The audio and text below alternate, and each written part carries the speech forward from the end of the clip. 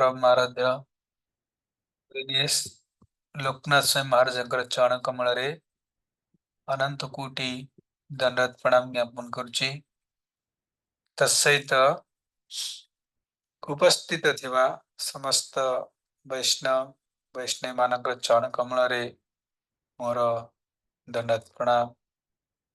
आमे Jaydev Goswami disappearance day बा तिरोभाव दिवस उपलक्षे आज अंतिम कथा श्रवण करिबा। जदिओ जयदेव गोस्वामी जने प्रसिद्ध भक्त थिले, जेपरी भगवान कर गुणगान अनंत अटे, सेपरी भक्त मानकर मध्य गुणगान अनंत अटे।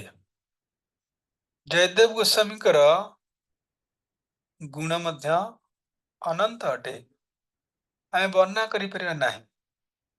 फिर भी आमे जहा श्रवण करिछे, जहा अध्ययन करिछे, सेतरु किछि अंश आमे श्रवण करुछु एतिपई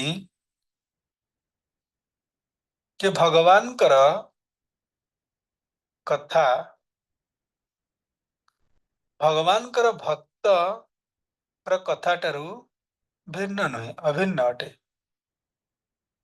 भगवान कर कथा भक्तों कथा सहित जड़ित थाए। तेणु भगवान कर कथा भक्त मानकर भी कथा जहाकु श्रवण करिबा मात्रे जीव र हृदय शुद्ध हुए।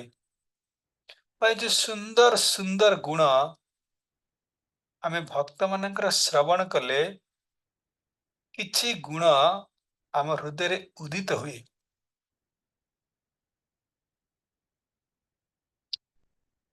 जेपरी सूर्य उदित होउछंती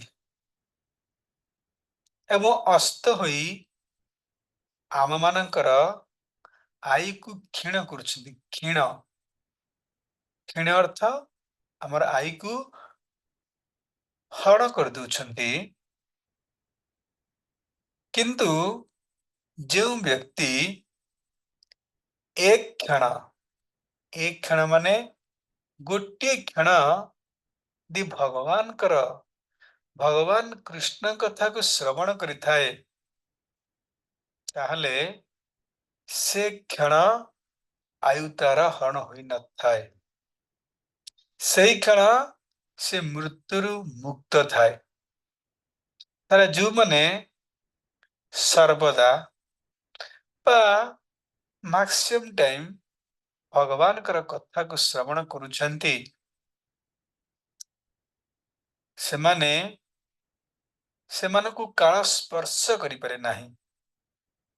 अर्थात सेमानकर समय बा काल सेमानकर समय को हरण करि पारे नाही। ताला मान भितर प्रश्न उठुथब, जो माने भगवान कर कथा को श्रवण करुछंती, यदि सेमानकर समय को काल हरण करि पारे नाही, तले सेमानकर चुट्टी काहेकि सफेद होउची, सेमानकर दांत काहेकि झड़ी जाउची, सेमानकर काहेकि मृत्युवरण होउची। ए प्रश्न उठे, तले यार उत्तर होउची कौन ना भक्तर ये जो अवस्था ये कर्म द्वारा होना थाए, ये भगवान कर कृपा द्वारा होता है, भगवान को अधीन होता है। जेपरि आमे देखुचे गोटे गाड़ी रा इंजन पेट्रोल रे चलीची, यदि मेकानिक चाहिमो से गाड़ी रा इंजन को पेट्रोल गैस रे चलई परिबो बा गैस कनेक्शन द्वारा गाड़ी मध्य चली पारिबो। आमे बाहर को देखुचे गाड़ी पेट्रोल चलुची किंतु गाड़ी प्रकृतरे गैस रे चलुची सेही परे हम देखुचे आमे जे भगवानकर शुद्ध भक्त माने बुढ़ा हो जाउछंती चुट्टी पाची जाउची आखि झड़ी जाउची दांत पड़ी जाउची वृद्ध हो जाउछंती मृत्यु को स्वीकार करछंती ना सेमानकर कर्म सेमानकर कर्म अनुଯାयी ये अवस्था नुह ये कौन ପାଇଁ ନା ଭଗବାନଙ୍କର ଅଧୀନରେ ଭଗବାନଙ୍କ ବ୍ୟବସ୍ଥା ଅନୁଯାୟୀ ତାହେଲେ ପ୍ରଶ୍ନ ହେଉଛି ଭଗବାନ କାହିଁକି ଏମିତି ବ୍ୟବସ୍ଥା କରନ୍ତି ଏ ପିତାମହ ଭୀଷ୍ମ ତାଙ୍କର अंतिम स्टेटमेंट रे कहिबे समस्ते कहिबे पितामह भीष्म सर छाड़देले प्रकृत रे पितामह भीष्म ए जगतरु विदाय नहीं पुणे नित्य लीला पुणे अन्य एक जगत रे भगवान कल्यारे प्रवेश कले भगवान भीष्म ए जगतरु तांकर लीला को समाप्त करी अन्य जगत रे पुणे भगवान कल्यारे प्रवेश कले ताले पिता भीष्म सर छाड़ले कि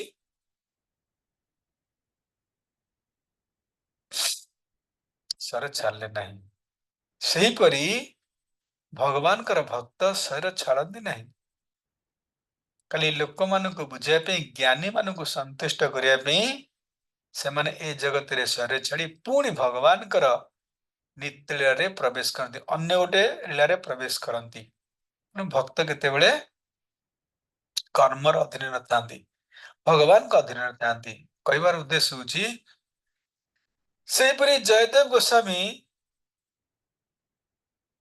भगवान का शुद्ध भक्त प्रत्येक परिस्थिति को भगवान कर कृपा रूप रे दर्शन करुथले अनुभव करुथले ये मोर भगवान कर कृपा एवं जयदेव गोस्वामी कर जो प्रसिद्ध गीत गोविंद एते विख्यात हो जाइथिला जे समस्ते ग्रामे ग्रामे गीत गोविंद समस्ते गान करबा को लागिले जयदेव गोस्वामी प्रसिद्धता दिनकु दिन दिनकु दिन दिनकु दिन वृद्धि हेबार लागिला तेणु जड़े सेठपति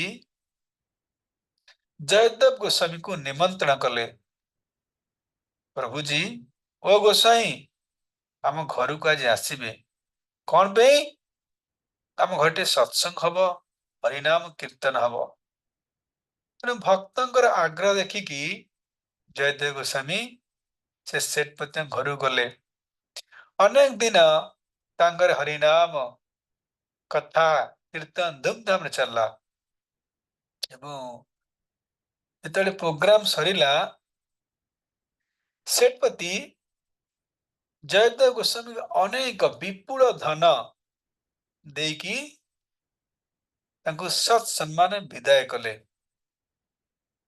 ये हूँ गृहस्थ धर्म जने गृहस्थ घर को जने शुद्ध भक्त जाती कथा कथा सरे कि दक्षिण दे शक्ति सामर्थ्य अनुजाई एक गृहस्थ शुद्ध भक्त को विदाय देला बेले किसी दक्षिण दिया जाई थाए ये हूँ आमर कौन शास्त्र कथा भाई आमर संस्कार से भली सेठपति जयदेव गोस्वामी को विदाय कले धन धन अभाव नहीं तेणु विपुल धन देकी सेठपति कौन कले ना जयदेव गोस्वामी को विदाय देले जदियो जयदेव गोस्वामी सुना कांचन कामिनी कांचन मुक्त थिले फिर भी भक्तर अनुरोध क्रमे यह सबू ए धनरत्न को स्वीकार कले ताकू प्रेम ग्रह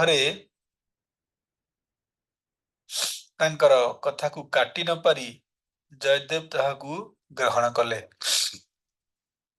जयदेव घर को फेरुछंती बाटरे किछि डकैत मानकर सहित साक्षात हैला एवं डकैत माने जानी पड़िले जे आंक पाखरे धन अछि ତେଣୁ ସେମାନେ ଅଚାନକ ଆସି ଜୟଦେବଙ୍କର ସାଙ୍ଗ ହୋଇଗଲେ। କିଛି ଦୂର ଯିବା ପରେ ଜୟଦେବ ପଚାରୁଛନ୍ତି, ମହାପ୍ରଭୁ ଆପଣ କୁଆଡେ ଯିବେ? ସେମାନେ ଉତ୍ତର ଦେଉଛନ୍ତି, ତୁମେ ଯେଉଁଠିକି ଯିବ ଆମେ ମଧ୍ୟ ସେଇଠିକୁ ଯିବୁ। ଇଏ ଡକାୟତ ମାନଙ୍କର କଥାରୁ ଜୟଦେବ ଜାଣିପାରିଲେ ଇଏ କଣ ନା ନିଶ୍ଚିତ ଡକାୟତ ଅଟନ୍ତି। ମୋ ଠାରୁ କିଛି ଅର୍ଥ ପ୍ରାପ୍ତ କରିବା ପାଇଁ ମୋ ପଛରେ ଆସୁଛନ୍ତି। ଏମିତି ତ ଜୟଦେବ ବୈରାଗୀ ଥିଲେ। ତେଣୁ ସେ ସାଙ୍ଗେ ସାଙ୍ଗେ କଣ କଲେ ନା ବାଧ୍ୟ ହୋଇ ସେ ଗାମୁଛାରେ ଯାହା ଧନ ରତ୍ନ ଥିଲା ସବୁ ଚୋରଙ୍କ ହାତକୁ ବଢାଇ ଦେଲେ ଏବଂ କହିଲେ, ମୁଁ ତ ବୁଢା ଲୋକ, ଇଏ ଧନ ଇଏ ରତ୍ନ ମୋର କଣ ହବ? ଓଲଟା ମୁହାକୁ ଟେକିକି ନେଇକି ଯାଇପାରୁନି, ଅସମର୍ଥ ଅଟେ। ତୁମେ ୟାକୁ ନେଇଯାଅ, ୟାକୁ ନେଇକି ତୁମେ ଏଥିରେ ବାଣ୍ଟିକି ୟାକୁ ନେଇଯାଅ ସବୁ। ଜୟଦେବ ସରଳ ଭାବନାରେ ଏଇ ଠକ ମାନଙ୍କୁ ଏପରି କହି ମୋହର ଗଣ୍ଠିଲ ଯାହା ଥିଲା ତା ପ୍ରଦାନ କରିଦେଲେ। କିନ୍ତୁ ଚୋରମାନଙ୍କ କଥା ଉଲ୍ଟା ହେଇଗଲା। ସେମାନେ ଜୟଦେବଙ୍କ ସହିତ ବୁଝିପାରିଲେ ନାହିଁ, ତାଙ୍କର ଭାବକୁ ଜାଣିପାରିଲେ ନାହିଁ। ମନେ ମନେ ଚୋରମାନେ ବିଚାର କରୁଛନ୍ତି, ଆରେ ଏବେ ସିନା ଇଏ ଭାରି ଦାନୀ ଦେଖଉଛି, କାରଣ ଇଏ ଅସହାୟ ଅବସ୍ଥାରେ ଅଛି, ୟା ପାଖରେ କେହି ନାହିଁ, ଇଏ ଅସହାୟ ଅଟେ, ତେଣୁ ଭାରି ଦାନୀ ଦେଖିକି ଆମକୁ ଦେଇ ଦଉଛି। ନିଛାଟିଆ ଜଙ୍ଗଲରେ କେହି ଏହାର ସହାୟକ ନଥିବାରୁ ଡରରେ ଭଦ୍ରଲୋକ ପରି, ଜେଣ୍ଟଲମ୍ୟାନ ଭାରି ଭଦ୍ରଲୋକ ପରି ଗଣ୍ଠିଲକୁ ଆମକୁ ଦେଇ ଦଉଛି। କିନ୍ତୁ କେତେବେଳେ ଯେ ଆମକୁ ରାଜାଙ୍କ ପାଖରେ ଧରେଇ ଦବ, ନୋ ଗ୍ୟାରେଣ୍ଟି। ଏ ନିଶ୍ଚିନ୍ତ ଆମକୁ ରାଜା ପାଖରେ ଧରେଇଦବ, କିଛି ବିଶ୍ୱାସ ନାହିଁ। କାରଣ ନରମାୟା ନାରାୟଣକୁ ଅଗୋଚର, ଏ ମଣିଷର ମାୟା ନାରାୟଣ ମଧ୍ୟ ବୁଝିପାରିବେ ନାହିଁ। ଏହିପରି ଚୋର ଚୋର ମାଧ୍ୟମ ଭିତରେ କଥାବାର୍ତ୍ତା ହଉଛନ୍ତି। ଜଣେ ଚୋର କହୁଛି, ତାହେଲେ କଣ କରିବା? ଏଇଟାକୁ ପ୍ରାଣରେ ମାରିଦେବା ଭଲ ହବ। ଚାଲ ୟାକୁ ପ୍ରାଣରେ ମାରିଦେବା, ଜୀବନରେ ମାରିଦେବା, ବହୁତ ଭଲ ହବ। ଆଉ ଜଣେ ଡକାୟତ କହୁଛି, ଆରେ ସବୁ ଧନ ତ ଆମକୁ ମିଳିଗଲା, ଇଏ ତ ଆମକୁ ସବୁ ଧନ ଦେଲା, ପୁଣି ଗୋଟେ ନିର୍ଦ୍ଦୋଷ ବ୍ରାହ୍ମଣ କୁ ମାରିକି ଆମର କି ଲାଭ ହବ? କଣ ଲାଭ? ତା ସବୁ ଧନ ଆମକୁ ଦେଇ ସାରିଲାଣି, ନିର୍ଦ୍ଦୋଷଟେ, ତାକୁ ମାରି କଣ ଲାଭ ହବ? ନା, ମାରିବା ନାହିଁ। ଆଉ ଜଣେ କହୁଛି, ମାରିବା ନାହିଁ, ଠିକ ଅଛି, ଯଦି ସେ ରାଜାଙ୍କୁ ଯାଇ ଆମ ବିଷୟରେ କହିଦବ, ତାହେଲେ ଆମ ଅବସ୍ଥା କଣ ହବ? ଯେ ଇଏ ମତେ ମୋଠୁ ଧନ ଛଡେଇକି ନେଇଛନ୍ତି, ତାହେଲେ ଆମର ଅବସ୍ଥା କଣ ହବ? ନିଶ୍ଚିନ୍ତ ରାଜା ଆମକୁ ଫାଶୀ ଛଡେଇ ଦେବେ, ଫାଶୀ ଦଣ୍ଡ ଦେବେ। ସେତେବେଳେ ଆମେ କଣ କରିବା? ତ କହୁଛ ମାରିବା ନାହିଁ, କୋର ସାଙ୍ଗ କହିଲା, ତେବେ ଗୋଟେ କାମ କର, ନା କଣ କରିବା? ନା ଏହାକୁ ମାରିବା ନାହିଁ କି ଛାଡିବା ନାହିଁ। ଆକୁ ମାରିବାନି କି ଛାଡିବା ନାହିଁ, ତାହେଲେ କଣ କରିବା? ନା ୟାର ହାତ ଗୋଡ ହାଣି ଏ ଶୁଖିଲା କୁଆରେ ଫିଙ୍ଗିଦବା। ଏହିପରି ଭାବେ ଚାରିଜଣ ଡକାୟତ ପରସ୍ପର ମଧ୍ୟରେ ଡିସିସନ ନେଲେ, କଣ ନା ୟାର ହାତ ଗୋଡକୁ ହାଣି ଏ ଶୁଖିଲା କୁଆରେ ଫିଙ୍ଗିଦବା। ତୁରନ୍ତ ଜୟଦେବ गोसाईंकर हाथ को धरले, दी जण दुई हाथ को धरले, आउ दुई जण दुईटी धारु अस्त्र रे दुई हाथ को काटी देले। आउ दुई जण दुई गोड़ को धरले और आउ दुई जण जयदेव गोस्वामी दुई हाथ को काटी देले। जयदेव गोस्वामी ना चित्कार ना क्रंदन ना अवरोध करुछंती, मोर हाथ काटना, मोर गोड़ काटना, अवरोध मते नाही। भावंतु यदि ए प्रकार परिस्थिति आम जीवन रे आसीबा त आम कोन करिबा? आपण ने विचार करंतु। लास्ट रे कहिबे जयदेव गोस्वामी को दी हाथ कटा जाउची, ना कांदुछंती ना पाटरू अवरोध करछंती मो हाथ काटना। गोड़ को कटा जाउची, ना चित्कार करुछंती ना अवरोध करुछंती जे मो गोड़ काटना। तले भावतु जयदेव गोस्वामी को श्रेणी रे लोक थिले, केउ स्टेज रे भक्त थिले।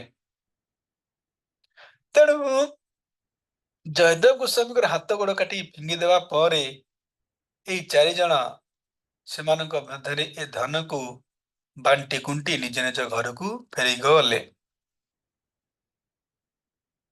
जेपरी सर्प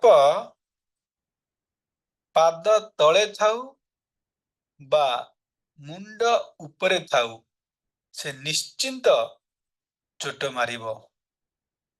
सेहीपरि जो माने दुर्जन लोक, खराब लोक, सेमानक सहित आमे सत्संग करिबा, सांग हुआ बा विरोध कर, से निश्चिंत आमको असुविधा रे पकेबे, एतरे संदेह नहीं। यदि दुर्जन लोक सहित आमे सांग होउचे किंबा विरोध करूचे, सांग न होउचे, ताहले मध्य सेमाने हमकु निश्चिंत विपद रे पकेबे। तेणु एभली घोर विपद रे थाई मध्य जयदेव गोस्वामी मन रे लेस मात्र, टिकिए मात्र विषाद न थाए, दुख न थाए। कहीं मो गोड़ कटाला, कहीं हाथ कटाला, ना क्रंदन करिबा किछि न थाए। एहा प्रभुंकर मंगलमय विधान, एहा प्रभुंकर मंगलमय विधान भाबी उच्च स्वरने नाम संकीर्तन कले को भितरे हरे कृष्ण कृष्ण कृष्ण हरे हरे, हरे राम राम राम हरे हरे। ये मंगलमय भगवान कर मंगलमय कार्य अटे। कहि परिबा हमें मंगलमय भगवान यदि हम हाथ गोड़ के काटी देबो, हमें पाठरू भरे संगे संगे भगवान ना कि आउ किए से नाहांती, भगवान मरी गलेनी, को भगवान माने के नाहांती। संगे संगे मां माने अल्टर थिबा ठाकुर को आनी फिंगी देबे, ए घरे मोर रहा दरकार नहीं। मोर प्रत्यक्ष मु देखिछि। कोन टिके जनकर भाउज एक्सपायर करी गले, मो भाउज एक्सपायर कला, मु प्रतिदिन खुद्रीकुणी ओषा करतली, प्रतिदिन रविवार मां मंगला ना खुद्रीकुणी जे पूजा होती डेली जाके पूजा करतली। मो भाई मरिगला, सांगे सांगे से खुद्रीकुणी ओषा जो थिले विग्रह आनी बाहर फिंगी देला, आ मोर पूजा करनी बंद।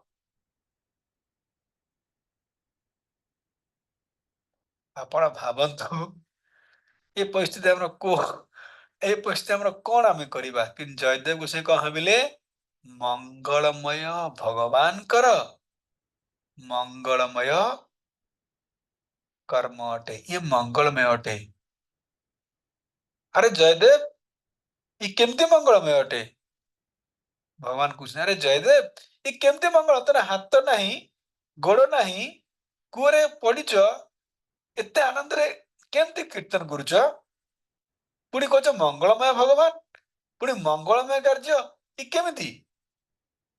ଜୟଦେବ କହୁଛନ୍ତି ଯଦି ମୁଁ ଯେତେବେଳେ କୂଅ ଉପରେ ଥିଲି ମୋର ହାତ ଥିଲା ଗୋଡ଼ ଥିଲା ଯିଏ ଯୁଆ ଡାକୁଥିଲା ମୁଁ ଯାଉଥିଲି ଯୋଉ କର୍ମ କରିବା କଥା ମୁଁ ହାତରେ କର୍ମ କରୁଥିଲି ଗୋଡ଼ ଯିବା କାମରେ ଲାଗୁଥିଲା ହାତ ତା କର୍ମରେ ଲାଗୁଥିଲା କିନ୍ତୁ ଆଜି ଗୋଡ଼ ନାହିଁ କୁଆଡେ ଯିବାର ନାହିଁ ହାତ ନାହିଁ କିଛି କର୍ମ କରିବାର ନାହିଁ କିନ୍ତୁ ପାଟିଟା ଅଛି ନା ଭଗବାନ ମୋ ପାଟି ରଖିଛନ୍ତି ଯୋଉ ପାଟିରେ ମୁଁ ଇନଫିନିଟ ଅଗଣିତ ଭଗବାନଙ୍କର ଗୁଣ କୀର୍ତ୍ତନ କରିପାରିବି ମୁଁ ଭଗବାନଙ୍କର ଗୁଣ କୀର୍ତ୍ତନ ସର୍ବଦା କରିପାରିବି କାରଣ ଇଏ ଗୁଣ କୀର୍ତ୍ତନ କରିବାରେ ମୋର ଗୋଡ଼ ବାଧା ଦଉଥିଲା ମତେ ଯିବାକୁ ପଡୁଥିଲା ଇଏ ଗୁଣ କୀର୍ତ୍ତନ କରିବାରେ ମୋର ହାତ ବାଧା ସୃଷ୍ଟି କରୁଥିଲା କାରଣ ମତେ କର୍ମ କରିବାକୁ ପଡୁଥିଲା ଆଜି ଯିବାର ନାହିଁ କର୍ମ କରିବାର ନାହିଁ ଭଗବାନଙ୍କର ନାମ କୀର୍ତ୍ତନ ତାହେଲେ ମୋର ମଙ୍ଗଳମୟ କର୍ମ ନୁହଁ କି ତାହେଲେ ଇଏ କଣ ମୋର ମଙ୍ଗଳମୟ ଭଗବାନ ନୁହନ୍ତି ମତେ ଏତେ ମଙ୍ଗଳ ମୋର କରିଛନ୍ତି ହାତ ନେଇଗଲେ ଗୋଡ଼ ନେଇଗଲେ ବାସ୍ ଭଜନ ହିଁ ଭଜନ ଆଉ ସେକେଣ୍ଡ କାମ କିଛି ନାହିଁ ତେଣୁ ଇଏ ମଙ୍ଗଳମୟ ଭଗବାନଙ୍କର ମଙ୍ଗଳମୟ କାର୍ଯ୍ୟ ଅଟେ ଜଗନ୍ନାଥ କ୍ରନ୍ଦନ କରି ପକେଇଲେ କାନ୍ଦି ପକେଇଲେ ଆଜି ଭଗବାନଙ୍କର ଚକ୍ଷୁରୁ ଲୋତକ ହୋଇଗଲା ଧନ୍ୟ ଧନ୍ୟ ଜୟଦେବ ତୁମେ ଧନ୍ୟ ଏଇପରି ଭାବରେ କୂଅ ଭିତରେ ଜୟଦେବ ଗୋସ୍ୱାମୀ ନାମ କୀର୍ତ୍ତନରେ ନାମ କରୁଛନ୍ତି କୀର୍ତ୍ତନ କରୁଛନ୍ତି ହଠାତ୍ ସେଇ ପାଖ ଦେଇକି ଜଣେ ରାଜା ତା ନା କଣ ମନେ ହଉନି ଲକ୍ଷ୍ମଣ ସେନ ହଁ ଲକ୍ଷ୍ମଣ ସେନ ସେଇ ଜାଗା ଦେଇକି କଣ କରୁଛନ୍ତି ନା ଯାଉଛନ୍ତି ଲକ୍ଷ୍ମଣ ସେନ ଜାଗା ଦେଇକି ଯାଉଛନ୍ତି ଲକ୍ଷ୍ମଣ ସିଂ ଭାବିଲେ ଏତେ ସୁନ୍ଦର କୀର୍ତ୍ତନ କିଏ କରୁଛି ଏ ସୁନ୍ଦର ଭଗବାନଙ୍କର ନାମ କେଉଠୁ ଆସୁଛି ସେ ଆଶ୍ଚର୍ଯ୍ୟ ହେଇଗଲେ କୀର୍ତ୍ତନ ଶୁଣିକି ଆଶ୍ଚର୍ଯ୍ୟ ହେଇଗଲେ ଜୟଦେବଙ୍କର ନାମ କୀର୍ତ୍ତନ ତାକୁ ସେ କୂଅକୁ ଟାଣିକି ଆଣିଲେ ହେରି ନାମ କୀର୍ତ୍ତନରେ ପ୍ରଭାବିତ ହୋଇ ଆଜି ଲକ୍ଷ୍ମଣ ସିଂହ ନାମର କ୍ୟାଚ୍ କରିକି ସେ କୂଅ ପାଖକୁ ପଳେଇ ଆଇଲେ ହେଉଛି ନାମର ମହିମା ସୁଶୁଦ୍ଧ ଭକ୍ତଙ୍କର ନାମ ଦ୍ଵାରା ଦେଖନ୍ତୁ ଲକ୍ଷ୍ମଣ ସିଂହ ଯେପରି ଟାଣି ହେଇକି କୂଅକୁ ପଳେଇ ଆସିଲେ ସେହିପରି ଏ ଶୁଦ୍ଧ ନାମଙ୍କର ଏତେ ମହିମା ଆଜି ଟାଣି ହେଇକି ଗୁରୁ ମହାଜଙ୍କର ସହିତ Australia America Japan England even Pakistan ର ଭକ୍ତ ମାନେ ଜପ କରିବା ପାଇଁ ସକାଳୁ ଉଠିକି ଜପ କରୁଛନ୍ତି ହେଲେ ନାମର ପ୍ରଭାବ କି ନାହିଁ କୁହନ୍ତୁ ତାଙ୍କୁ ନାମ ଟାଣିକି ତାଙ୍କୁ ନାମ ଟାଣିକି ଆଣିପାରୁଛି ହେଉଛି ନାମର ଗୁଣ ସେହିପରି ଜୟଦେବ ଗୋସ୍ୱାଇଙ୍କ ନାମ ଦ୍ଵାରା ଲକ୍ଷ୍ମଣ ସିଂହ ଟାଣି ହେଇକି ସେ କୂଅ ପାଖକୁ ଆସିଲେ ବିସ୍ମିତ ହେଲେ କୂଅ ଭିତରେ ଏତେ ସୁନ୍ଦର କଣ୍ଠ କିଏ କୀର୍ତ୍ତନ କରୁଛନ୍ତି ମୁଁ ସାଙ୍ଗେ ସାଙ୍ଗେ କଣ କଲେ ନା କୂଅ ଭିତରୁ ସୈନ୍ୟ ସାମନ୍ତ ଲଗେଇ ସେ କୂଅ ଭିତରୁ ଜୟଦେବ ଗୋସ୍ୱାମୀଙ୍କୁ ଉଦ୍ଧାର କଲେ ସେ ତାଙ୍କ କୂଅରୁ ବାହାର କରି ହାତ ଗୋଡ଼ ଯୋଡ଼ି ବିନୀତ ସ୍ୱରେ ପଚାରିଲେ ମହାତ୍ମା ଆପଣ କିଏ କାରଣ ଜୟଦେବ ଗୋସ୍ୱାମୀ ଚିହ୍ନି ପାରୁନାହାନ୍ତି ହାତ ନାହିଁ ଗୋଡ଼ ନାହିଁ ରକ୍ତ ବୋହି ଚାଲିଛି ବୁଝିପାରୁଛନ୍ତି ତ ଚିହ୍ନି ହଉନି କିଏ ବୋଲି ଜୟଦେବ ଗୋସ୍ୱାମୀ ତେଣୁ ଆପଣ କିଏ ସେ ଆପଣ ଏଭଳି କଷ୍ଟ ଆପଣଙ୍କୁ କିଏ ଦେଲା କିଏ ଆପଣଙ୍କୁ ଆପଣଙ୍କର ହସ୍ତ ପାଦ ବିହୀନ କଲା ମୁଁ ରାଜା ଦୟାକରି ତାର ପରିଚୟ ଦିଅନ୍ତୁ ମୁଁ ସେଭଳି ଦୁଷ୍ଟକୁ କଠୋର ଦଣ୍ଡ ଦେବି। ତୁମ ପ୍ରତି ଯିଏ ଏ ପ୍ରକାର ଅବସ୍ଥା କରିଛି ମୁଁ ତାକୁ କଠୋର କଠୋର ମୃତ୍ୟୁଦଣ୍ଡ ଦେବି। ମତେ କୁହନ୍ତୁ ସେମାନଙ୍କ ନାମ କିଏ ସେ? ଜୟଦେବ ନିଜର ପରିଚୟକୁ ଲୁଚେଇଲେ, ନିଜ ପରିଚୟ ଦେଲେନି। ମୁଁ ଜୟଦେବ ବୋଲି। କଣ କହିଲେ? ଟିକେ ହସିଲେ। ରାଜା ଦୁଃଖିତ ହଉଛନ୍ତି। ଜୟଦେବଙ୍କ ଅବସ୍ଥାକୁ ଦେଖିକି ରାଜା କ୍ରନ୍ଦନ କରୁଛନ୍ତି, କିନ୍ତୁ ଜୟଦେବ ଗୋସ୍ୱାମୀ ହସୁଛନ୍ତି। କହିଲେ, ରାଜନ ମତେ କେହି କଷ୍ଟ ଦେଇନାହାନ୍ତି।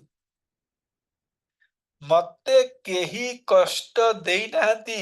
ଇଏ ମୋର ଦେହର ଗଢଣ ଅଟେ। ମତେ କେହି କଷ୍ଟ ଦେଇନାହାନ୍ତି ରାଜନ। ଇଏ ଯୋଉ ଦେଖୁଛ ମୋର ହାତ ଗୋଡ ନାହିଁ, ଇଏ ମୋ ଶରୀର ଗଢଣ ଅଟେ। ମୋର ଏଇପରି ମୋର ଗଢଣ ଶରୀର। ମତେ ଭଗବାନ ଏଇପରି ଶରୀରରେ ଗଢିଛନ୍ତି, ବିନା ହସ୍ତପାଦ ବିନା। ମୋର ହାତ ନାହିଁ ଗୋଡ ନାହିଁ, ଏଇପରି ମତେ ଭଗବାନ କରିଛନ୍ତି। ମୋ ଶରୀର ଗଢଣ ଅଟେ। ଆଉ ତମେ କହିପାରିବା? ଆମ ପାଟିରୁ ବାହାରିବ ଏ କଥା? ଇଏ ମୋ ଶରୀର ଗଢଣ ଅଟେ। ପ୍ରଶ୍ନ ଉଠୁଛି, ଆପଣଙ୍କ ଶରୀର ଏମିତି କେମିତି ଗଢଣ ହେଲା? ଆପଣଙ୍କର ହାତ କୁଆଡେ ଗଲା? ଗୋଡ କୁଆଡେ ଗଲା? ସମସ୍ତଙ୍କର ହାତ ଅଛି, ଗୋଡ ଅଛି। ଯଦି ରାଜା ଏମିତି ପଚାରିବେ, ତାହେଲେ ଉତ୍ତର ଦଉଛନ୍ତି ଜୟଦେବ ଗୋସ୍ୱାମୀ, ରାଜନ ଯେପରି ବ୍ରଜ ଲୀଳା ଶ୍ରବଣରେ ଭଗବାନ କୃଷ୍ଣଙ୍କର ହାତ ପାଦ ଶୂନ୍ୟ ହୋଇଯାଇଥିଲା, ଏ ପୂର୍ବରୁ ଟିକେ କହିବି ନା ଆପଣ ଜାଣିଛନ୍ତି? ହ୍ୟାଣ୍ଡରାଇଜ କରନ୍ତୁ। ବ୍ରଜ ଲୀଳା ଶ୍ରବଣ ଅର୍ଥାତ୍ ଯେତେବେଳେ 16,108 ରାଣୀକୁ ମା ନା କଣ ବଳଦେବଙ୍କ ମା ରେବତୀ ମା କୁହନ୍ତୁ ପୁରା କି ଇସ୍କନ ବିବେଶରେ ଏସଆଇ କି ରେବତୀ ମା କହୁଛନ୍ତି ଯେ ନାଇଁ ନାଇଁ ନାଇଁ ନାଇଁ, ଜଗନ୍ନାଥ କୃଷ୍ଣଙ୍କର କଥା ଆମେ ତମକୁ କହିବିନି। 16,108 ରାଣୀ କହୁଛନ୍ତି, ନାଇଁ ନାଇଁ ମା, ଆପଣ ଜାଣିଛନ୍ତି, ଆପଣ କୁହନ୍ତୁ ଟିକେ, ଆମେ ଟିକେ ଶ୍ରବଣ କରିବୁ କୃଷ୍ଣଙ୍କ ଲୀଳା ଟିକେ। ଠିକ ଯଦି ମୁଁ କହିବି କୃଷ୍ଣ ଲୀଳା, ତାହେଲେ କାହା ଗୋଟେ ଜଗାଅ ଡୋରେ। କାହିଁକି ନା କୃଷ୍ଣ, ଯଦି କୃଷ୍ଣ ଲୀଳା ଏଇଠି ଆମେ କରିବା, କୃଷ୍ଣ ଟାଣି ହେଇକି ଏଇଠି ପଳେଇ ଆସିବ। ତାହେଲେ କଣ କରିବା ନା ସୁଭଦ୍ରା ମାଙ୍କୁ ଜଗା ହେଲା ଡୋର କିପରି ହିସାବରେ। ଘର ଭିତରେ ରହିଲେ କିଏ ସେ? 16,108 ରାଣୀଙ୍କ ସହିତ ରେବତୀ ମା। ରେବତୀ ନୁହଁ, କଣ ଦେବ ତାଙ୍କ ମା, ମୋର ମନେ ପଡେ। କଥା ଚାଲିଲା, କଥା ଚାଲିଲା। ନାଇଁ ମୁଁ ସମସ୍ତେ ମ୍ୟୁଟ କରିଦେଇ ଜାଣିକି ଡିଷ୍ଟର୍ବ ହଉଛି। ଦୟାକରି କେହି ମ୍ୟୁଟ କରନ୍ତା। ଚୁପଚାପ ଶୁଣନ୍ତୁ, ଭୁଲ ହେଲେ ଚଳିବ। ଜାଣ କଣ କହୁଛି ଟପିଆ। ତେଣୁ ଭିତରେ କଥା ଚାଲିଛି, ଧୁମଧାମ କଥା ଚାଲିଛି। ସୁଭଦ୍ରା ମା କଣ କରୁଛନ୍ତି ନା କଥା କେମିତି ଜଗିବେ ସୁଭଦ୍ରା ମା? କେମିତି ଜଗିବେ ସୁଭଦ୍ରା ମା? କିଏ ଆସିବ କିଏ ନ ଆସିବ ବୋଲି ପୁରା ଡୋରକୁ କଣ କରୁଛନ୍ତି, ପୁରା ଡୋର ପାଖରେ ଛିଡା ହେଇଛନ୍ତି, କାହାକୁ ଛାଡିବିନି ଡୋର ଭିତରକୁ। ଭିତରେ ଏତେ ସୁନ୍ଦର କଥା ଚାଲିଲା, ଯେତେବେଳେ ରାଧା କୃଷ୍ଣଙ୍କର ବିରହ ଟପିକ ଆସିଲା, ଏ ବିରହ ଟପିକ ଶୁଣିବା ପାଇଁ ଆଉ ସୁଭଦ୍ରା ମା ସମ୍ଭାଳି ପାଇଲେ ନାହିଁ। ଯୋଉ ଘର ଆଡିକି, ଘର ଏଗନେଷ୍ଟ ଆଡି ମୁହଁ କରିଥିଲେ, ସେ ଘର ଆଡିକି ମୁହଁ କରିଦେଲେ। କୁଆଡେ କି? ଘର ଆଡିକି ମୁହଁ କରିଦେଲେ। ମନେକର କଣ, ମନେକର ଏଇଟା ଆମର ଘର, ବୁଝିଲେ? ଘର ଆଡିକି ମୁହଁ କରିଦେଲେ। ଏବଂ ଯେତେବେଳେ ବିରହ କଥା ଚାଲିଛି, ରାଧା କୃଷ୍ଣଙ୍କ ବିରହ କଥା, କୃଷ୍ଣ କୋଉଠି ରହିପାରିବେ ସମ୍ଭାଳିକି? ବଳଦେବ କୋଉଠି ରହିପାରିବେ? ଇଏ ଦି ଭାଇ ଦୌଡିଲେ ଦ୍ୱାରିକାରୁ କଥା ଶୁଣିବା ପାଇଁ। ଏବଂ ଦି ଭାଇ ମଧ୍ୟ ଆସିକି କଣ କଲେ ନା ଘରେ କାନ ଦେଇ କଥା ଶୁଣିଲେ, ଘର ବାହାରେ। ମଝିରେ କିଏ ସେ? ସୁଭଦ୍ରା ମା। ଦି ସାଇଡ ରେ କୃଷ୍ଣ ବଳରାମ।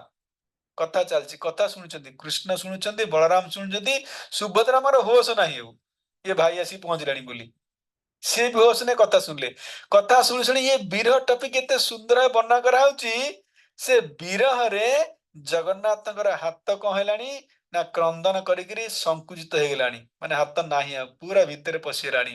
ଆପଣ ଚୈତନ୍ୟ ଚରିତାମୃତରେ କିଛି ଦିନ ଗଲେ ଶୁଣିବେ ଚୈତନ୍ୟ ମହାପ୍ରଭୁ ଇଏ ରାଧାରାଣୀଙ୍କ ବିରହରେ ତାଙ୍କର ମଧ୍ୟ ହାତ ଗୋଡ ସବୁ ସଂକୁଚିତ ହେଇଯିବ।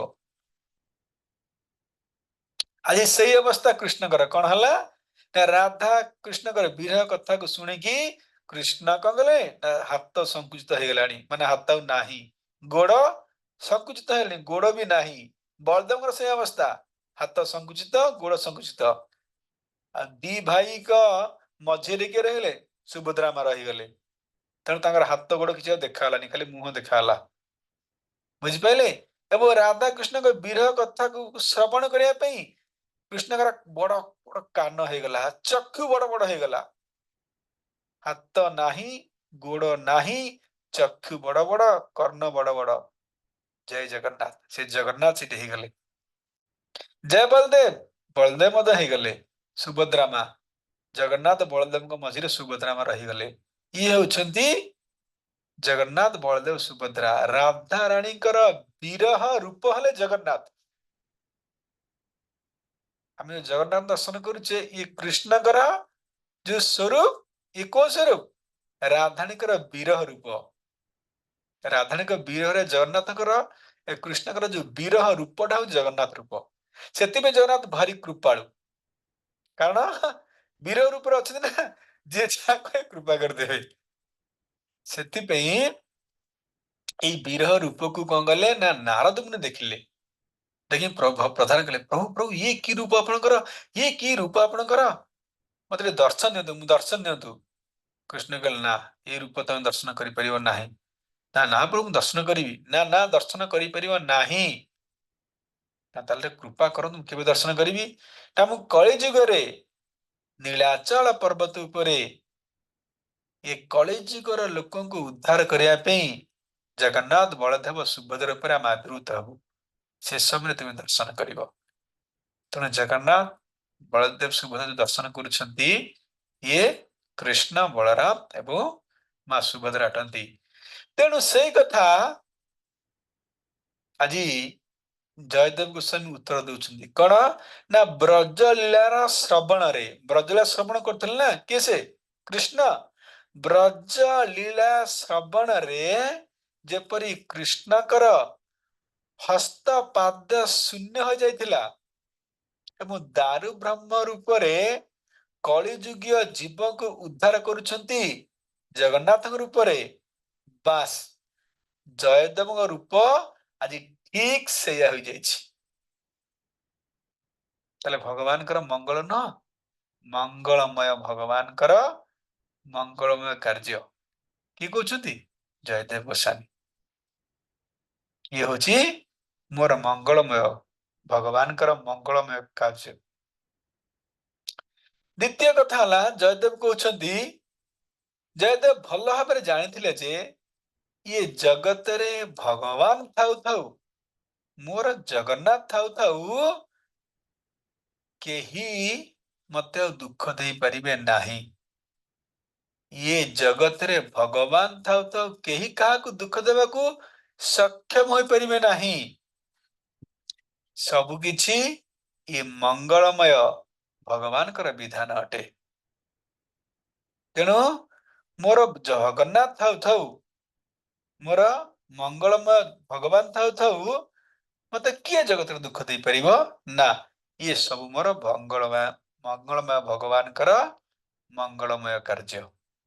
ଏହିପରି ପରୀକ୍ଷିତ ମହାରାଣୀ ଜୟଦେବ ଗୋସ୍ୱାମୀ ରାଜାକୁ ବୁଝାଉଛନ୍ତି, ନାଇଁ ଏଥିପାଇଁ କେହି ଦାୟୀ ନୁହଁ, ଏଥିପାଇଁ ଦାୟୀ କେହି ନୁହନ୍ତି, ଏ ମୁଁ ଦାୟୀ, ଏ ମୋର କର୍ମ। ସେ ହାତ ଗୋଡେ ଇଏ କଥା ଶୁଣିକି ଭାବନ୍ତୁ, କିଏ ବି ଏ କଥା ଶୁଣିକି କିଏ ସହ୍ୟ କରିପାରିବ? ତେଣୁ ରାଜା ସାଙ୍ଗେ ସାଙ୍ଗେ ହାତ ଗୋଡ ଯୋଡି ତାଙ୍କ ପଦ ତଳେ ପଡିଗଲେ, ବିନୀତ ଜଣାଇ ସାଙ୍ଗେ ସାଙ୍ଗେ ଜୟଦେବ ଗୋସ୍ୱାମୀଙ୍କୁ ପାଲିଙ୍କିରେ ତାଙ୍କ ରାଜ ପ୍ୟାଲେସ ନେଇଗଲେ ଏବଂ କଣ କଲେ ନା ନିପୁଣ ଚିକିତ୍ସକଙ୍କୁ ଡାକି ତାଙ୍କର ଚିକିତ୍ସା କରାଗଲା, ଉତ୍ତମ ବ୍ୟବସ୍ଥା କରାଗଲା ଏବଂ ସାଙ୍ଗେ ସାଙ୍ଗେ ସେ କ୍ଷତ କଣ କଲା, ଭଲ ହେଇଗଲା। କିନ୍ତୁ ସେ ପର୍ଯ୍ୟନ୍ତ ରାଜା ଜାଣିନାହାନ୍ତି ଯେ ଇଏ ହଉଛନ୍ତି जयदेव गोस्वामी बुझेला। दिने राजा लक्ष्मण सिंह कौन करछंती ना जयदेव को प्रणाम करी कहते गुरुदेव प्रभु जी जे मोर किपरि मंगल हब मु चाहूची केंती टिके मंगलमय कार्य करिया पई।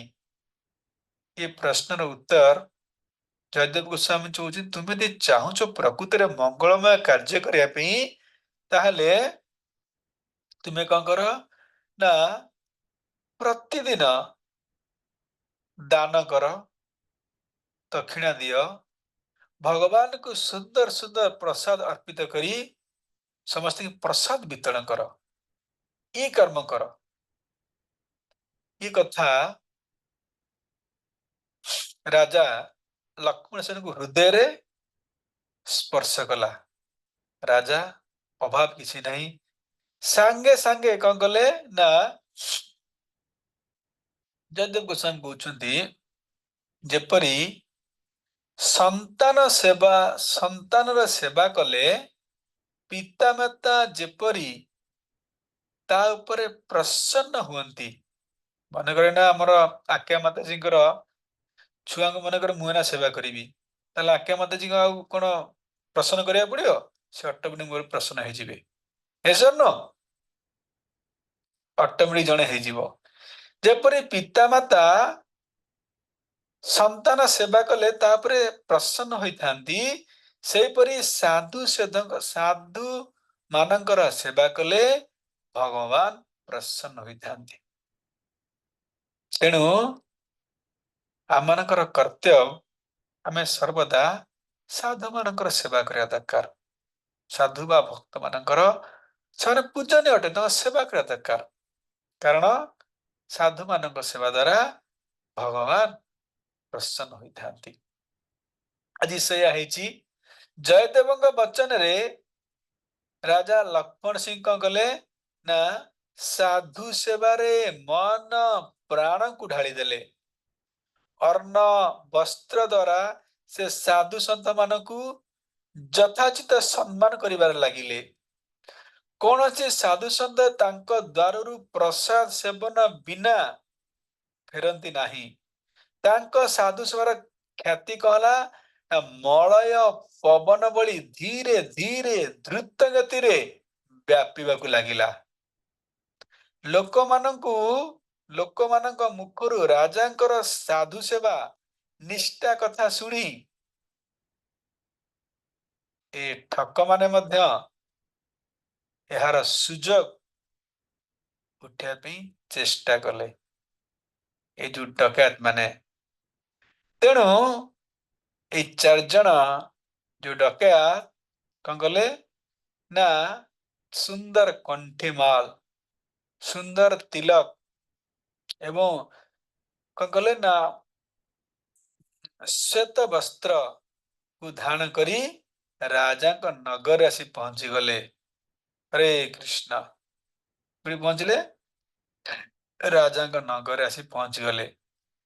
दान दिया चलची दक्षिणा दिया चलची अन्न वस्त्र दान राजा जयदेव गोस्वामी का अधीन कर जयदेव गोस्वामी बसचंती निर्देश दउछंती ये अन्न दियो ये वस्त्र दियो ये दान करो ये दक्षिणा एमती कहि चलीछंती। दूररु जयदेव गोस्वामी का नजर पड़ीगला ये चारजन डकैत आछंती जे आम नजर पड़ी आम कौन कही था तो धर धर धर बाड़ा तक बाड़ा धर आग धर तक बांध। जयदेव गोस्वामी कौन कहउछन देखे शुणा तो जयदेव गोस्वामी सेमानकर स्वागत अति उच्च मानर स्वागत प्रदान कले। उच्च मान स्वागत मीन्स समस्तंक अपेक्षा आहुरी उन्नतर स्वागत सेमानकर कले एवं राजा को डाकी कहले राजन ये मोर बड़ गुरु भाई कौन कहले ये मोर बड़ गुरु भाई एवं एमानकर हृदय रे भगवत भक्ति परिस्फुरित होउची ଏବଂ ତୁମର ବଡ଼ ସୌଭାଗ୍ୟ ଯେ ତୁମେ 4 ଜଣ ମହାନ ସାଧୁଙ୍କର ଦର୍ଶନ ପାଇଲ ଏବଂ ଏମାନଙ୍କର ସ୍ୱତନ୍ତ୍ର ବ୍ୟବସ୍ଥା କର ଏବଂ ଏ ବ୍ୟବସ୍ଥା ଯେପରି କିପରି ଅବହେଳା ନୁହେଁ ତା ପ୍ରତି ଧ୍ୟାନ ଦିଅ। ଆମେ ହେଲେ କଣ କହିବା? ଜୟଦେବ ଗୋସ୍ୱାମୀ କଣ କହିଲେ? ଏମାନଙ୍କ ପାଇଁ ସ୍ୱତନ୍ତ୍ର ବ୍ୟବସ୍ଥା କର।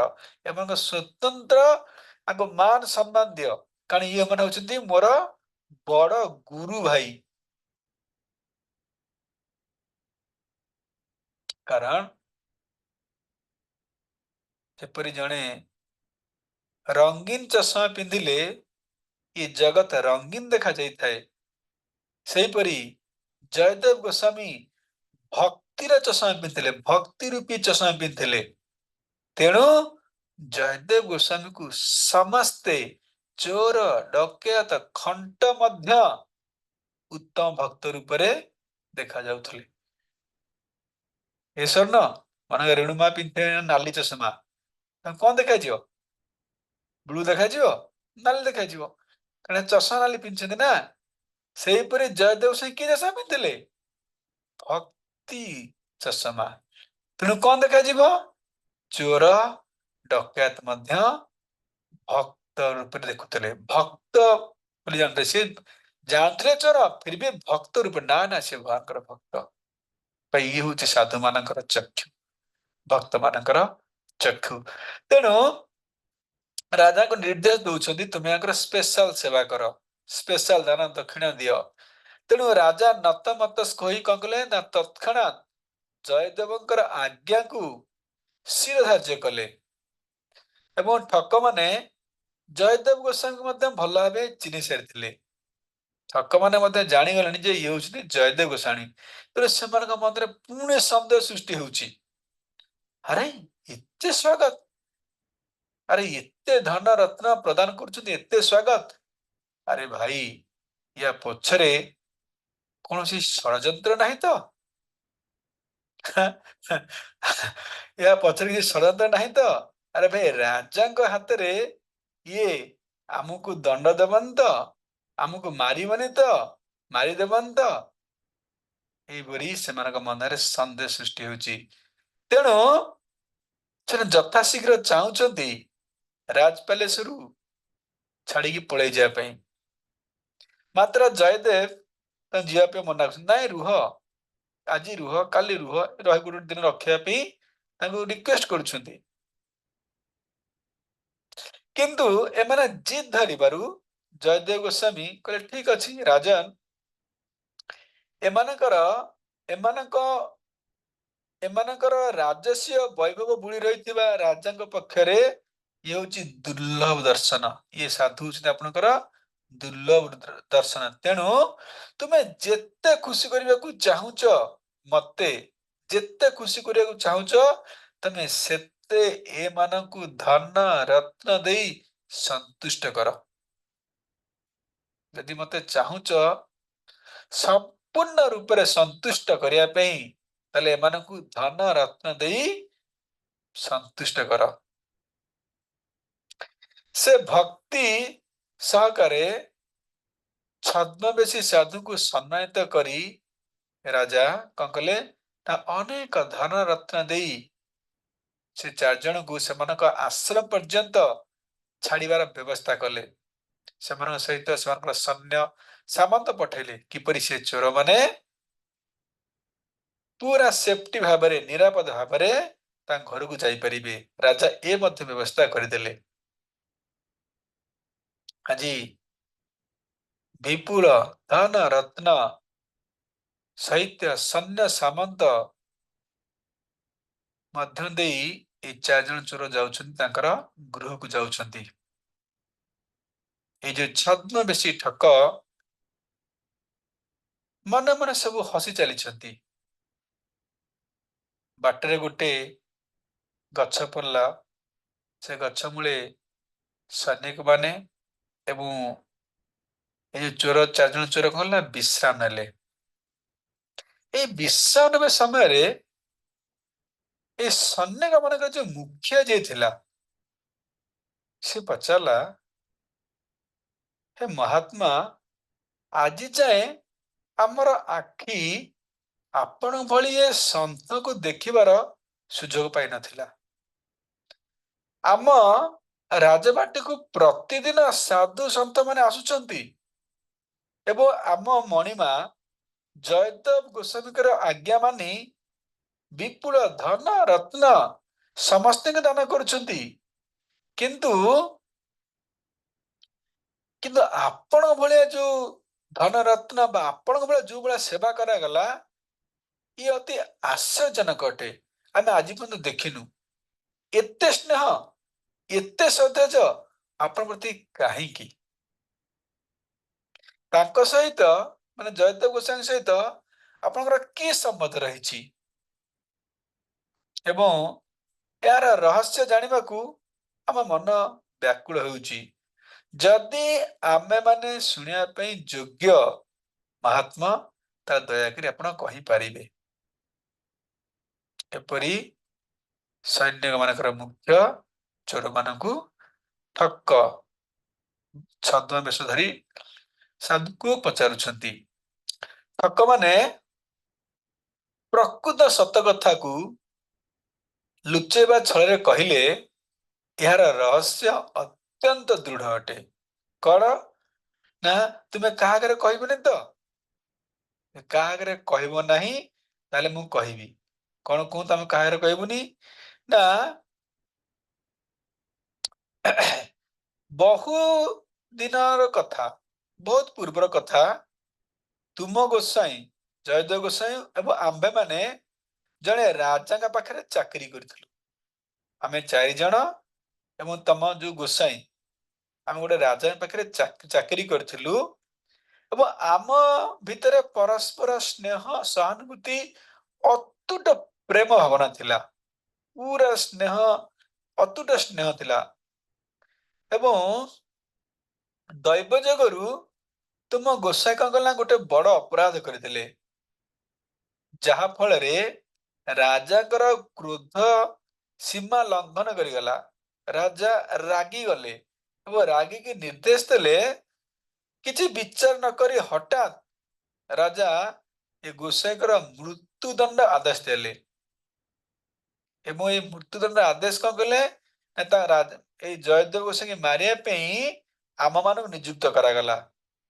ତାହେଲେ ଭାବନ୍ତୁ, ଇଏ ଜୟଦେବ ଆମର ମିତ୍ର। ଆମେ ସ୍ନେହ ସମାନ ସହାନୁଭୂତି ଏବଂ ଅତୁଟ ପ୍ରେମ ଭାବନା ଥିଲା। ଆମେ କିପରି ତମ ଗୋସାଇଁର ତମ ଗୋସ୍ୱାମୀକୁ ମାରିପାରିବୁ? ନା, ମାରିପାରିବୁ ନାହିଁ। ଆମେ ଚେଷ୍ଟା କଲୁ ମାରିବା ପାଇଁ, କିନ୍ତୁ ଆମର ହାତ ଗଲା ନାହିଁ। ଆମ ବିବେକ ବହୁତ ବାଧିଲା। ତେଣୁ ଆମେ ଏକ ସୁନ୍ଦର ଉପାୟ ପାଞ୍ଚିଲୁ। କଣ ପାଞ୍ଚିଲ? ନା, ତାଙ୍କୁ ଜୀବନରେ ମାରିଦେବା ପରିବର୍ତ୍ତେ ତାଙ୍କ ହାତ ଗୋଡ କାଟି ରାଜାଙ୍କୁ ତାଙ୍କ ହାତ ଗୋଡକୁ ଦେଇଦେଲୁ, ଗିଫ୍ଟ ପ୍ରଦାନ କରିଥିଲୁ। ଦେଖ, ଆମେ ତାଙ୍କୁ ଜୀବନରେ ମାରି ଦେଇଛୁ। ରାଜା ଯେତେବେଳେ ଏ କଥା ଶୁଣିଲେ, କଣ ନା, ଯେ ତାଙ୍କର ଜୀବନରେ ମାରି ଦେଇଛ ବୋଲି ସେ ଆମ ଉପରେ ବହୁତ ଖୁସି ହେଲେ। ଏବଂ ଏ ଗୋସାଇ ମଧ୍ୟ ଆମ ଉପରେ ବହୁତ ଖୁସି ହେଲେ, କାରଣ ତେ ଜୀବନରେ ମରି ଯାଇଥାନ୍ତେ, ଆମେ ତାଙ୍କୁ ଜୀବନ ନ ମାରି ହାତ ଗୋଡ ହେଲେ କାଟି ଦେଇଛୁ। ତେଣୁ ସେଥିପାଇଁ ସେ ଆମର ବହୁତ ଖୁସି ହେଲେ। ଏବଂ ଇଏ ଯେ ଉପକାର, ଆମେ ଯୋଉ ଉପକାର ତମ ଗୋସା ପାଇଁ କରିଛୁ, ସେ ସାରା ଜୀବନ ଏ ଉପକାର ଆମର ଭୁଲି ପାରିବେ ନାହିଁ। ତେଣୁ ତା ପ୍ରତିବଦଳରେ ସିଏ ତୁମ ରାଜାଙ୍କୁ କହି ଆମକୁ ଏତେ ମାନ ସମ୍ମାନ ପ୍ରଦାନ କଲେ। ତେଣୁ ତୁମେ ଘଟଣା କାହାକୁ କହିବ ନାହିଁ, କି ଖରାପ ଭାବିବେ। ଏହିପରି ଠକମାନେ ସୈନ୍ୟମାନଙ୍କୁ ବୁଝାଇଲେ।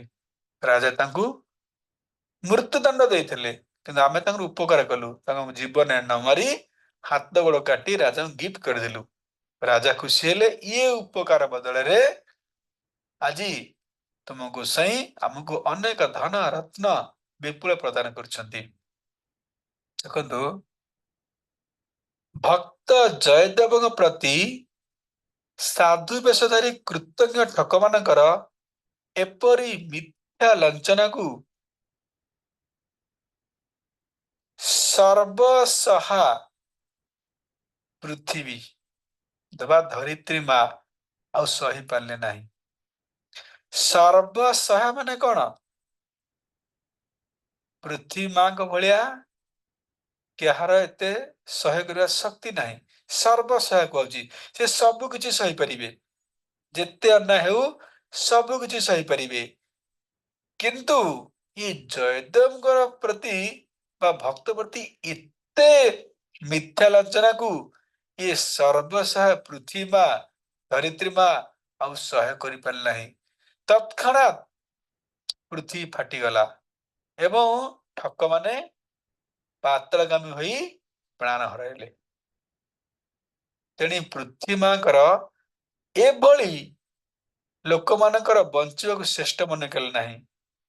ସେ ସେମାନଙ୍କୁ ମୃତ୍ୟୁ ଦଣ୍ଡ ଦେଲେ।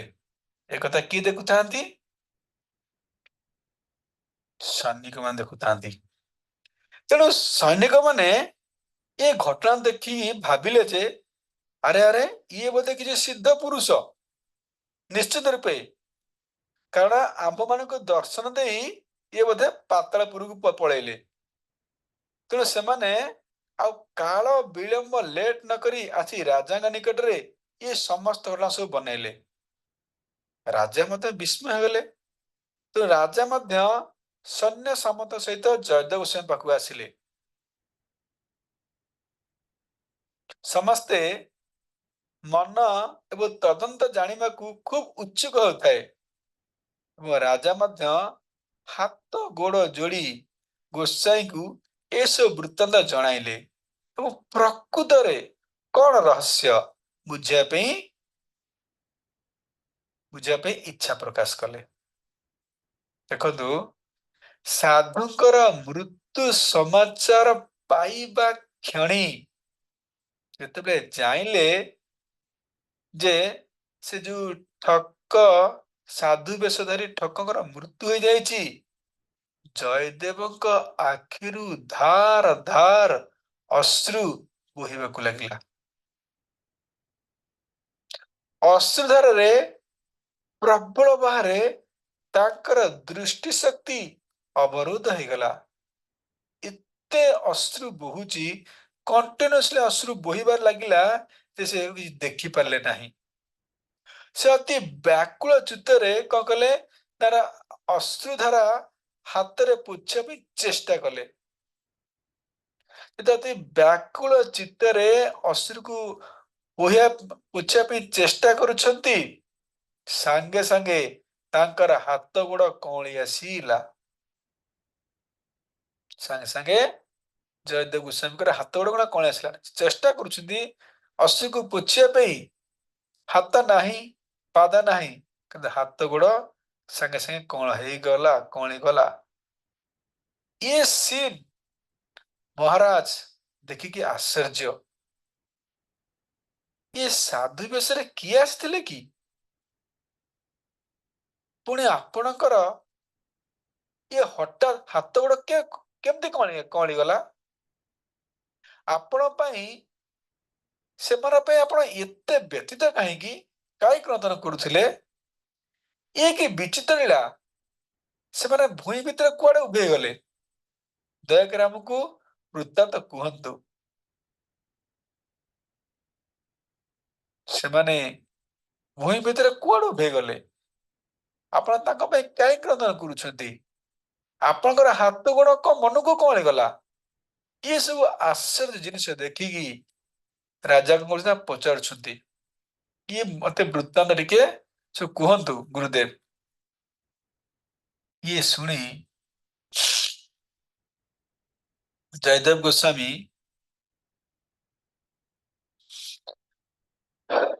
ଟିକେ ଗମ୍ଭୀର ହେଇଗଲେ, ସାଇଲେଣ୍ଟ ହେଇଗଲେ। ଶେଷରେ ନିଜର ପରିଚୟ ପ୍ରଦାନ କଲେ, ମୁଁ ହଉଛି ସେହି ଜୟଦେବ ଗୋସ୍ୱାଇଁ। ମୁଁ ହଉଛି ସେହି ଜୟଦେବ ଗୋସାଇଁ ରାଜନ। ଇଏ ସାଧୁ ବେଶ ଅତି ଅମୂଲ୍ୟ ଅଟେ। ସାଧୁଙ୍କ ସହିତ केही जेते दुर्व्यवहार कले अथवा तांकर जेते निंदा कले मध्य ସିଏ ନିନ୍ଦୁକ ଲୋକଙ୍କର ଅମଙ୍ଗଳ କରିବା ପରିବର୍ତ୍ତେ ମଙ୍ଗଳ କାମନା କରନ୍ତି। ଜୟଦେବ ଗୋସ୍ୱାମୀ ସବୁ ଆନ୍ସର ଦଉଛନ୍ତି। ସାଧୁ ମାନଙ୍କର ଯେତେ ଅମଙ୍ଗଳ ନିନ୍ଦା କଲେ ମଧ୍ୟ ସାଧୁମାନେ ତାର ଅମଙ୍ଗଳ କରିବା ପରିବର୍ତ୍ତେ ମଙ୍ଗଳ କାମନା କରନ୍ତି। ଦୁଷ୍ଟ ହିଂସକ ପ୍ରାଣୀ ଯେପରି ତାର ଦୁଷ୍ଟ ବୁଦ୍ଧିକୁ ଛାଡ଼ି ପାରେ ନାହିଁ, ସେହିପରି ସାଧୁସନ୍ଧ ତାଙ୍କର ସାଧୁତା ପରିତ୍ୟାଗ କରିପାରନ୍ତି ନାହିଁ। ଯେପରି ହିଂସ୍ର ପ୍ରାଣୀ ତାର ହିଂସାକୁ କସ୍ମିନ କାଳ ଛାଡ଼ିପାରେ ନାହିଁ, ସେହିପରି ସାଧୁମାନେ ମଧ୍ୟ ତାଙ୍କର ସାଧୁତାକୁ ଆଦୌ ପରିତ୍ୟାଗ କରିପାରନ୍ତି ନାହିଁ। ଜଣେ ଋଷି ନଦୀରେ ସ୍ନାନ କରୁଥିଲେ। ସ୍ନାନ କରିବା ସମୟରେ ଏକ କଙ୍କଡା ବିଛା ଭାସି ଯାଉଛି। ସାଙ୍ଗେ ସାଙ୍ଗେ ସାଧୁ ସେ ହାତରେ କଙ୍କଡା ବିଛାକୁ ଗଲେ ଉଦ୍ଧାର କଲେ। ଜଷ୍ଟ ପାଣିରୁ କଙ୍କଡା ବିଛାକୁ ଉଦ୍ଧାର କରିଛନ୍ତି, କଙ୍କଡା ବିଛା କଲା ଠଙ୍ଗ କିନା ସାଧୁଙ୍କୁ ମାରିଦେଲା। ସାଙ୍ଗେ ସାଙ୍ଗେ ସାଧୁ ଫିଙ୍ଗି ଦେଲେ। ପୁଣି ଆରେ ଆରେ କଙ୍କଡା ବିଛା କଲା, ପୁଣି କଙ୍କଡା ବିଛା ଧରିଲେ, ପୁଣି ଆଉ ଥରେ କଣ୍ଟା ମାରିଦେଲା ଠଙ୍ଗ, ପୁଣି କଷ୍ଟରେ ଛାଡ଼ିଦେଲେ, ପୁଣି ଭାସି ଯାଉଛି, ପୁଣି ଥରେ ଧରିଲେ, ପୁଣି ଲାଷ୍ଟ ଥର ଠଙ୍ଗ କିନା ମାରିଲା ପରେ ମଧ୍ୟ ସାଧୁ କାହା କଥା ଉପରକୁ ଆଣିଲେ। ଏ ଦୃଶ୍ୟ ଜଣେ ଦେଖୁଥିଲେ, କହିଲେ ମହାତ୍ମା ଏହାର ଉତ୍ତର ଦିଅ, କଙ୍କଡା ବିଛା ତୁମକୁ 3 ଥର ମାରିଲାଣି ଫିର ବି ତାକୁ ଉଦ୍ଧାର କରୁଛ। ତାକୁ ମାରିଦବା କଥା କି ତାକୁ ଛାଡ଼ିଦବା କଥା, ସେ ଯୁଆଡେ ଯିବ। ଆମେ ଉଦ୍ଧାର କରିପାରିବା? ଆମକୁ ଯିଏ ମାରି ଆମେ ଉଦ୍ଧାର କରିପାରିବା?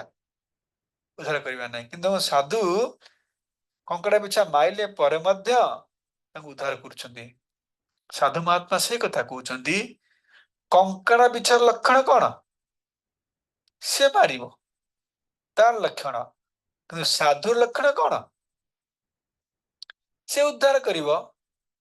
ଯଦି ଜଣେ କଙ୍କଡା ବିଛା ତାର ସ୍ୱଭାବକୁ ଛାଡି ପାରୁନି, ତାର ସ୍ୱଭାବ ଦଂଶନ କରିବା ସିଏ ଛାଡି ପାରୁନି, ତାହେଲେ ମୁଁ ତ ସାଧୁ। ଆରେ ମୁଁ ସାଧୁ, ମୋର ସ୍ୱଭାବକୁ ମୁଁ କେମିତି ଛାଡିବି? ମୋର ସାଧୁତାକୁ ମୁଁ କେମିତି ପରିତ୍ୟାଗ କରିବି? ନା, ମୁଁ ସାଧୁଙ୍କୁ ପରିତ୍ୟାଗ କରିପାରିବି ନାହିଁ। ମୁଁ ଯେତେ କଷ୍ଟ ହେଲେ ମଧ୍ୟ ସେ କଙ୍କଡା ବିଛାକୁ ଉଦ୍ଧାର କରିବି। ତେଣୁ ସେ କଥା କହୁଛି, ହିଂସ୍ର ପ୍ରାଣୀ ଯେପରି ଦୁଷ୍ଟ ବୁଦ୍ଧି ଛାଡିପାରେ ନାହିଁ, ଚୋର ମାନେ ଯେତେ ଯାହା କଲେ ମାନେ ତାଙ୍କର ଦୁଷ୍ଟ ବୁଦ୍ଧି ଛାଡି ପାରିଲେ କି? ନା। କିନ୍ତୁ ସାଧୁ କିପରି ତା ସାଧୁତା ପରିତ୍ୟାଗ କରିବ? କରିପାରିବ ନାହିଁ। ଯେଉଁ ମଣିଷ ଏହି ଗୂଢ ତତ୍ଵ ଜାଣିଛି, ଶ୍ୟାମ ସୁନ୍ଦର ଭଗବାନ ତାକୁ ଅନାୟାସେ ଦର୍ଶନ ଦେବେ, ସେଥିରେ ସନ୍ଦେହ ନାହିଁ। ରାଜନ, ଏ ଘଟଣା ମୁଁ ତୁମକୁ ପୂର୍ବରୁ କହିପାରିଥାନ୍ତି ଯେ ଏମାନେ ଠକ, ଚୋର ବୋଲି, କିନ୍ତୁ କହିଲି ନାହିଁ। କାରଣ ସାଧୁ ବେଶରେ ଚୋର ଓ ଠକ ମାନେ ବୁଲୁଛନ୍ତି। ଯଦି ବୋଲି ତୁମେ ଜାଣିଥାନ୍ତ, ତାହେଲେ ସାଧୁ ସେବା ବନ୍ଦ କରିଦେଇଥାନ୍ତ। ଜାଣିଥାନ୍ତ ଯେ କଣ ସାଧୁ ମାନେ ଠକ ବେଶରେ ବୁଲୁଛନ୍ତି, ତାହେଲେ ତୁମେ ସାଧୁ ସେବା ବନ୍ଦ କରିଦେଇଥାନ୍ତ। ତେଣୁ ମୁଁ ତମକୁ ଏ କିଛି କହିଲି ନାହିଁ। କିନ୍ତୁ ବହୁତ ଦୁଃଖର କଥା।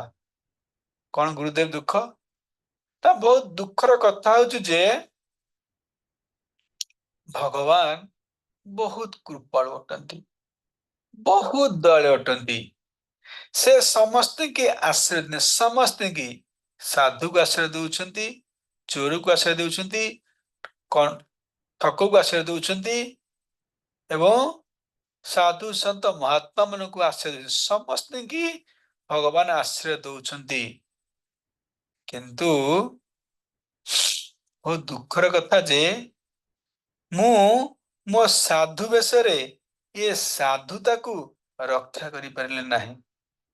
ଭଗବାନ ତ ତାଙ୍କ ଡ୍ୟୁଟି କରିଦେଲେ, साधु को रक्षा कर साधु मान दान दवा पेठिक आनी साधु भगवान गले किंतु मु मोर साधुता को रक्षा करि पारले नाही अर्थ आज मो पई ये चारिजण निरीह निर्दोष साधु प्राण हराइले मो पई एई चारिजण निर्दोष निरीह साधु प्राण हराइले धिक मो जीवन धिक ए साधुता को धिक मु साधु ही तांको जीवन को रक्षा करि पारिली नाही एही बरी सुंदर स्टेटमेंट जयदेव गोस्वामी प्रदान करुछंती तेणु राजा लक्ष्मण सेन लोकଙ୍କ मुखରୁ ଶୁଣିଥିଲେ ଯେ ଜୟଦେବ ଗୋସ୍ୱାମୀ कर गुण आचार व्यवहार विषय किंतु आज साक्षात देखुछंती जे जयदेव गोस्वामी कि भलिया गुण कि भलिया आचार कि भलिया साधु साक्षात देखुछंती एवं जयदेव गोस्वामी परिचय पाई प्रत्यक्ष दर्शन पाई आज राजा निजको कृतार्थ मणिले तेणु राजा का मन में गोटे कथा उंकी उठुची जे जगन्नाथ कहिथिले जे जयदेव मोर होची स्वरूप ए कथा को भाबी भाबी से हृदय रे क्रंदन कले मन भितर तर्क वितर्क करुथांती सतरे सतरे जयदेव गोस्वामी एभली उद्धार होई नथिले कोन यदि एभली उद्धार होई नथांते ताण कोन जगन्नाथ तांको निजर स्वरूप बोली कहि थांते यदि जयदेव गोस्वामी एपरी उद्धार एपरी दयार्थ व्यक्ति होई नथांते स्वयं जगन्नाथ कहि थांते जे जयदेव मोर स्वरूप बोली जे दीन बंधु कृपा सिंधु हे कृष्ण करुणा सिंधु जे करुणार सिंधु दीन बंधु दीन मानकर बंधु तेणु जी कृपार सिंधु जी दीन मानकर बंधु से मानकर भक्त मध्य कृपार सिंधु अटंती दीन मानकर बंधु अटंती आज यह जयदेव गोस्वामी समस्त को सूचित करदेले जनईदेले जे भगवान केते कृपालु एवं भगवान भक्त मध्य केते कृपालु तेणु स्वयं जगन्नाथ कही कण ना तमे निर्द्वंद रे पद्मावती को जयदेव प्रदान कर कारण ए जयदेव मोर स्वरूप माने कौन जगन्नाथ कही था ये मोर स्वरूप बोली मोर स्वरूप माने ये मोर स्वरूप मोर भक्त तेणु से भली जयदेव गोस्वामी गुण को शुणी आम मैंने चेष्टा करा दरकार यदि आम पाखक 1% 0.5% आम पाखक भी आसे आम मैंने धन्य हो जावा धन्य हो जाए आम जगन्नाथ प्रेम रे बाथी जावा कहबार उद्देश्य हूँ भक्त मान चरित्र शुणिले आमे से भली भक्ति रे आगु जापर निष्ठा सहकार भक्ति करि परिबा तेणु ये भक्त चरित्र आम मैंने श्रवण करा दरकार खाली श्रवण नुह या आम जीवन में लगे दरकार खाली जीवन लगे दरकार नुहे आम अन्य क्या प्रदान करा दरकार कहवा दरकार ये हूँ एकमात्र लक्ष्य जयदेव गोस्वामी डिसअपियरेंस ए कथा आपण मन केमती लगिला दयाकोरी आपण स्टेटमेंट प्रदान करेंगे हरे कृष्ण।